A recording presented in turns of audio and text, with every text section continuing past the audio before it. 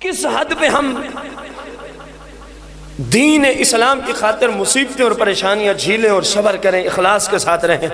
فرمایا میں تجھے ایک مثال دے دیتا ہوں، میں تجھے ایک مثال دے دیتا ہوں۔ حضور مثال کیا ہے؟ فرمایا فرعون کی بیوی آسیہ مثال ہے۔ فرعون کی بیوی، کثیر مثالیں صحابہ کرام میں بھی موجود ہیں، لیکن جو شیخ نے لکھی ہے میں تو وہی آپ کو پیش کر رہا ہوں نا۔ فرما دیکھ اس نے اللہ سے اخلاص والا معاملہ کیا،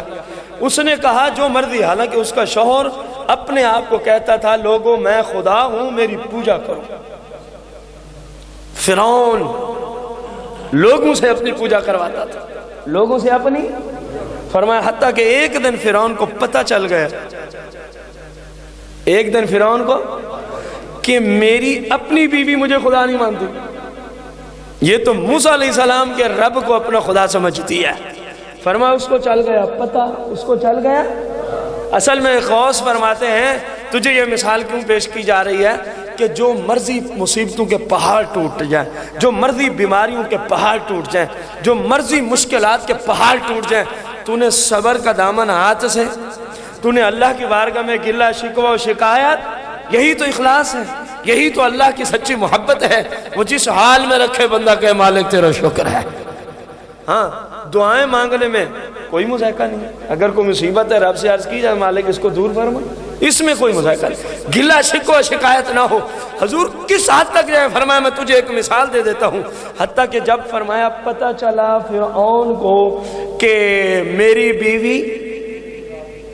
مجھے خدا نہیں مانتی، لما تحقق انہا مؤمنۃ باللہ عز وجل، جب اس کے ہاں یہ بات متحقق ہو گئی یہ تو اللہ کی ذات پہ ایمان رکھتی ہے، آمر بہا فضارب فی یدہا ورجلیہا اوتادا، اپنے فوجیوں کو کہا اس کو لٹاؤ، لٹا دیا گیا۔ فرمایا اس کے ہاتھوں میں میخیں گاڑو، اس کے بازو میں میخیں گاڑو، اس کے پاؤں اور پنڈلیوں میں ٹانگوں میں میخیں گاڑو، زندہ بندہ ہے، نشہ بھی نہیں دیا گیا، میخیں گاڑو۔ فرعون کے فوجیوں نے میخیں گاڑنا، اوتادا من حدید، میخیں بھی لوہے کی تھی، اندازہ لگا لوہے کی میخیں لمبی لمبی،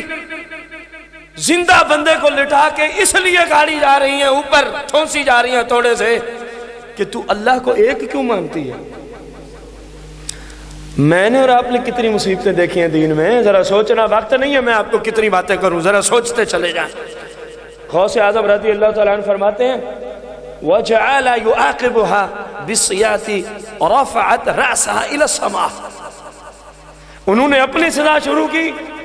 سیدتنا آسیہ سلام اللہ علیہ نے چہرہ انور اٹھایا آسمان کی جانب، مالک تجھے ایک مانتی ہوں، اس کی سزا دی جا رہی ہے، اس کی سزا دی جا رہی ہے۔ یا اللہ تجھے وحدہ لا شریک مانتی ہوں، اس کی غور کرنا۔ شیخ عبد القادر جیلانی رضی اللہ تعالیٰ فرماتے ہیں جب تو آسیہ جیسا مخلص بندہ ہو جائے گا، جب آسیہ کی طرح تو بھی اللہ کے دین کی خاطر سختیوں کو برداشت کر کے اللہ کی ذات پہ راضی ہونے والا ہو جائے گا، تو پھر تیری بھی حالت یہی ہوگی۔ جیسے ہی انہوں نے سر اٹھایا آسمان کی جانب، فرعت ابواب الجنہ، رب نے آسمانوں کے باب کھول دیے، پردے اٹھا دیے، فرعت ابواب الجنہ، وہ فرعون کے محل میں رہتے ہوئے رب نے اس کی آنکھوں کے سامنے پردے اٹھا دیے، فرمایا یہ دیکھ جنت کے محل تیرے۔ فرمایا جب اس کی نگاہیں جنت کے محلات تک پہنچی، اس کی تکلیف دور ہو گئی، اس کی تکلیف، اب اس کو پتہ ہی نہیں چل رہا مجھے کوئی میخ گاڑ رہا ہے کہ نہیں گاڑ رہا، وہ جنت کے محلات میں محو ہو گئی، وہ جنت کی نعمت کو دیکھنے میں محو ہو گئی۔ متفتحتاً، اللہ نے اس کے لیے جنت کے سارے باب کھول کے رکھ دیے۔ فرمایا دیکھ اگر ہمارے لیے اتنی مشکلات پہ صبر ہے تو ہم پھر اجر بھی ایسا دیا کرتے ہیں، ہم پھر اجر بھی، حتیٰ کہ وجاءها مالک الموت لیقبض روحها، حتیٰ کہ جناب عزریل علیہ السلام ان کی آنکھوں کے سامنے آئے، کہا کہ ہم اب آپ کو لینے کے لیے، فقال لها هذا البيت لك، وہ جو تجھے نظر آ رہے ہیں نا محل، رب کی طرف سے پیغام ہے، روح بعد میں قبض کرنی ہے، خوشخبری پہلے سنانی ہے۔ اور اس موضوع پہ بڑی طویل حدیث ہے، دورہ بخاری کے بچے پڑھ چکے ہیں کہ نیک بندے کو مرنے سے پہلے فرشتے اس کا محل جنت میں دکھا کے واپسی لاتے ہیں، پھر کہتے ہیں پریشان نہیں ہونا، اب تیری روح نکالنے یہی وجہ ہوتی ہے جو جنتی بندہ ہوتا ہے مرنے کے بعد میں مسکرا رہا ہوتا ہے، کیونکہ اس کو پریشانی ہے تو جنت کا مال دکھا کے پہلے ہی رب دور فرما دیتا ہے، فرماتا ہے خوش خوش چلا ہماری طرف۔ بڑی اس میں تفصیلیں آیات ہیں۔ خیر جب اس نے دیکھ لیا تو میں نہیں کہہ رہا، یہ دیکھیں فضاحکت، وہ اوپر سے لوہے کی میخیں ڈھونس رہے ہیں، کوڑے برسا رہے ہیں، فضاحکت، اسرائیل سامنے ہے، میں تیری روح نکالنے ہوں، بندے کی حالت تو خیر ہونی چاہیے لیکن جملے ہیں فضاحکت، فرمایا وہ تو مسکرا رہی تھی، وہ تو مسکرا رہی تھی، وَذَهَبَ عَنْهَا عَلَمُ الْعُقُوبَةِ وَقَالَتْ رَبِّ ابْنِ لِي عِنْدَكَ بَيْتًا فِي الْجَنَّةِ فَهَكَذَا تَصِيرُ أَنْتَ۔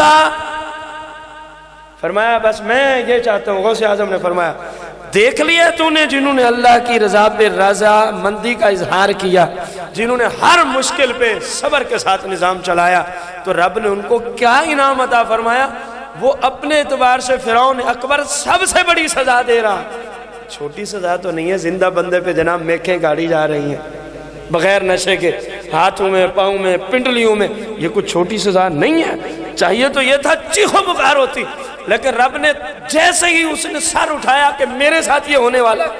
رب نے فرمایا پریشانی کی ضرورت نہیں ہے، جو ہمارے ہو جاتے ہیں پھر ہم بھی ان پہ کرم اور رحمت کی بارشیں برسا دیتے ہیں۔ فضاحکت، وہ مسکرا رہی ہیں، وہ حضور غوث پاک آپ نے یہ کیوں سنایا؟ فرمایا اس لیے سنایا ہے کہ میں کہتا ہوں میں فَهَكَذَا تَصِيرُ أَنْتَ، تو بھی ایسا ہی بن جائے،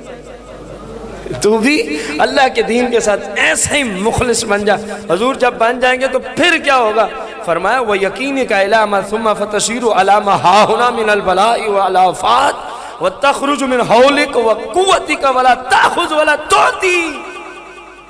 وَلَا تَتَحَرِّكَ۔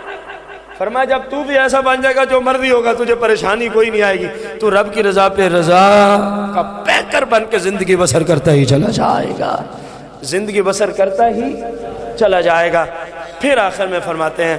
یاد رکھ اللہ کو راضی کر، اللہ کے دین سے مخلص ہو جا، اللہ کی شریعت سے مخلص ہو جا۔